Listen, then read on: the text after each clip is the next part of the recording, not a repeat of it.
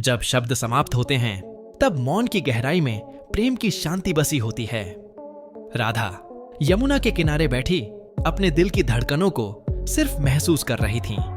उनके भीतर एक अनकहा संवाद चल रहा था जिसमें शब्दों की कोई आवश्यकता नहीं थी। यह मौन एक प्रतीक्षा थी, एक ऐसी प्रतीक्षा जो कृष्ण के प्रेम की गहराई को परिभाषित करती है। उनका मन गूंज रहा था जैसे यमुना की लहरें उनके भीतर की भावनाओं को बहा ले जा रही हों। इस मौन में राधा का प्रेम साफ झलकता था। वे जानती थीं कि प्रेम को कभी रोक नहीं सकते, फिर भी यह मौन उनके लिए बात करने का एक साधन बन गया था। मौन में बहे शब्द एक प्रेम के गीत की तरह थे जो न केवल उन्हें बल्कि पूरे ब्रह्मांड को एक नई आवाज दे रहे थे। राधा जैसे ध्यान में लीन थीं, उनकी आंखें बंद थीं, पर मन में कृष्ण का ध्यान।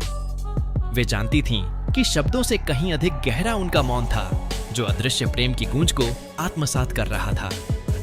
कृष्ण जो गोकुल में अपनी बांसुरी बजा रहे थे अचानक ठहर गए।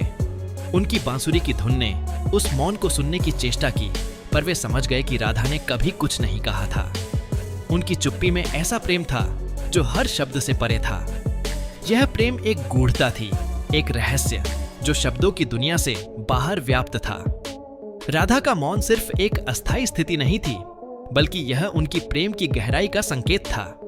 यमुना ने उनकी मौन तपस्या को महसूस किया और जैसे वह भी सुन रही हो, उसने राधा से अपनी लहरों में प्रेम की सरगम बहा दी। राधा का यह मौन प्रेम सबसे ऊंची धुन थी। कृष्ण की बांसुरी की धुन ने उस मौन को और भी मधुर बना दिया और यहाँ तक कि आंसू भी मुस्कान में छिप गए। जहां शब्द हार जाते हैं वहां भक्ति की आवाज सुनाई देती है। राधा की कहानी हमें यह सिखाती है कि मौन में भी प्रेम जीवित रहता है।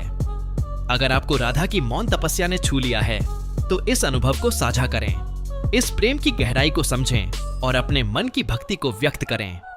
हरेंद्र टीवी के साथ जुड़े रहें, जहां भावनाओं की हर लहर में छिपा है एक आध्यात्मिक रहस्य। आध्यात्मिक हूं।